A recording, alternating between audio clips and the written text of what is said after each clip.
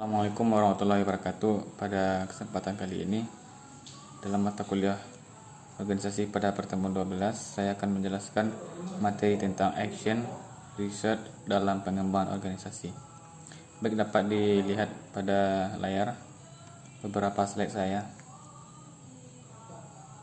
Baik, langsung masuk pada materi, yaitu tentang action research atau penelitian tindakan.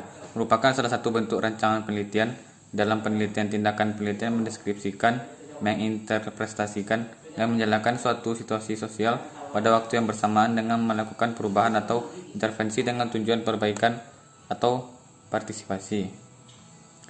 Action research dalam pandangan tradisional adalah suatu kerangka penelitian pemecahan masalah di mana terjadi kondisi kolaborasi antara peneliti dan klien untuk mencapai tujuan.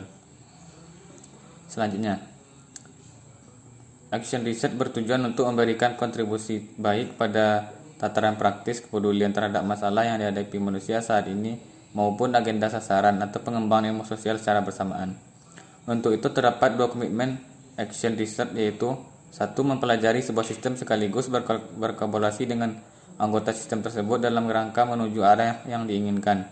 Yang kedua yaitu untuk melaksanakan dua tujuan ini sekaligus dibutuhkan kolaborasi aktif antara peneliti dengan klien. Maka perlu penekanan pentingnya pembelajaran bersamaan sebagai aspek pokok proses riset. Menurut Davidson, Martions, dan Koch tahun 2004 membagi action research dalam 5 tahapan yang merupakan sebuah siklus, yaitu yang pertama melakukan diagnosa, kedua membuat rencana tindakan, yang ketiga melakukan tindakan, yang keempat melakukan evaluasi, dan yang terakhir 5 pembelajaran. Yang pertama yaitu melakukan diagnosa, yaitu melakukan identifikasi masalah-masalah pokok yang ada guna menjadi dasar kelompok atau organisasi sehingga terjadi perubahan. Penelitian mengidentifikasikan kebutuhan stakeholder yang ditempuh dengan cara mengadakan wawancara mendalam kepada stakeholder yang terkait langsung maupun secara tidak langsung. Yang kedua, membuat rencana tindakan. Penelitian dan partisipan bersama-sama memahami pokok masalah yang ada, kemudian dilanjutkan dengan menyusun rencana tindakan yang tepat untuk menyelesaikan masalah yang ada.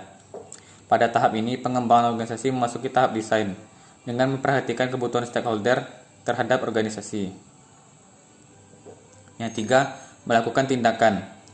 Peneliti dan partisipan bersama-sama mengimplementasikan rencana tindakan dengan harapan dapat menyelesaikan masalah. Selanjutnya, setelah model dibuat berdasarkan sketsa dan menyesuaikan isi yang ditampilkan berdasarkan kebutuhan stakeholder, dilanjutkan dengan mengadakan uji coba.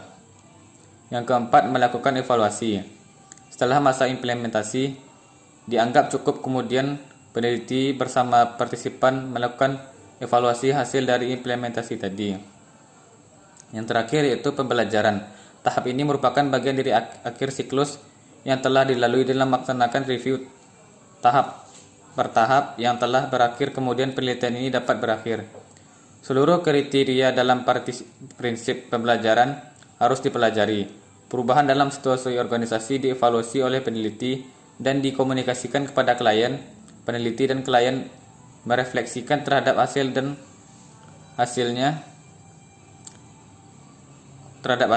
proyek yang nampak akan dilaporkan secara lengkap dan hasilnya secara eksplisit dipertimbangkan dalam hal implikasinya terhadap penerapan Canonical Action Research atau disingkat dengan CAR.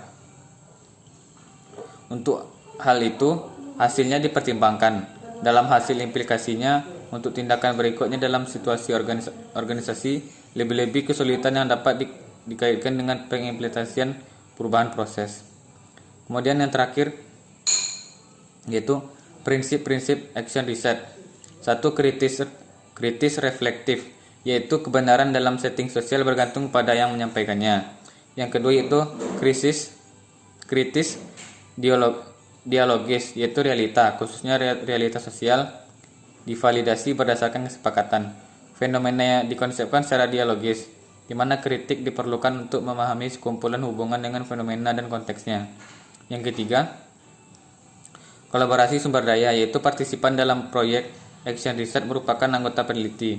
Prinsip ini menganggap bahwa tipe-tipe individu merupakan sumber daya yang sama-sama signifikan dalam membuat pengelompokan analisis.